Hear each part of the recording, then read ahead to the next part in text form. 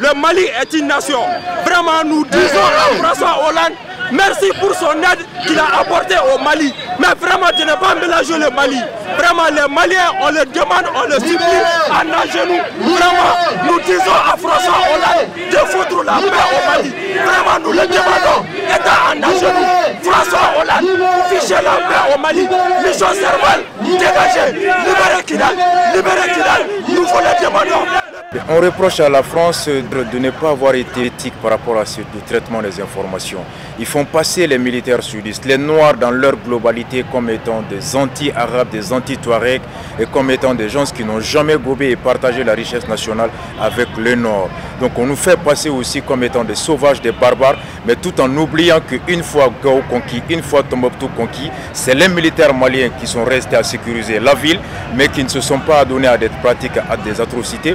Mais subitement, comme s'il y a un vent, dès qu'il va frapper à l'entrée de Kidal, on se transformera en barbare, en sauvage, en homme de préhistorique. Au fond, c'est pour essayer de mettre la pression sur l'État du Mali en abusant de la faiblesse de l'armée, en abusant de notre faiblesse économique pour nous imposer des conditionnalités et de signer au moins un texte ou de ratifier un accord permettant à des Touaregs à long terme de pouvoir revendiquer un référendum et à long terme aussi se séparer du Mali.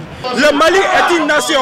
Le Mali a été toujours une nation. Le peuple malien a la volonté de vivre ensemble. Il ne faut pas écouter les séparatistes djihadistes, les Touaregs bandits armés qui disent que le Mali n'est pas une nation.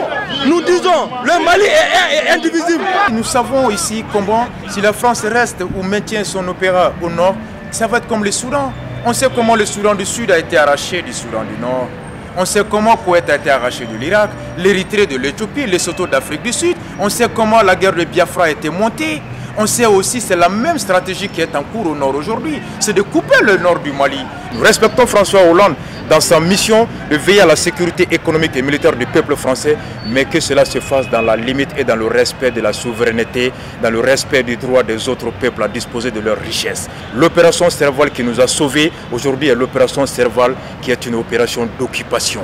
Que la France reste, oui, cela en vertu des résolutions des Nations Unies qui expressément stipule qu'il ne saurait y avoir deux armées dans une république au Mali que l'armée républicaine et que le désarmement doit être cantonné et désarmé immédiatement. Pourquoi la France fait obstruction à l'application de ces résolutions des Nations Unies? Donc voilà ce que nous cherchons à démonter afin que le peuple français sache ce que son État est en train de faire de son impôt au Mali contre le peuple malien.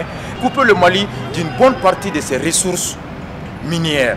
Nous priver de nos ressources, c'est encore un peu aggraver notre précarité, c'est aggraver notre dépendance vis-à-vis du système international et de l'État de France. Donc c'est encore nous rendre plus vulnérables encore. Si la France doit rester au mépris du respect de l'intégrité du Mali, alors que la France s'en aille.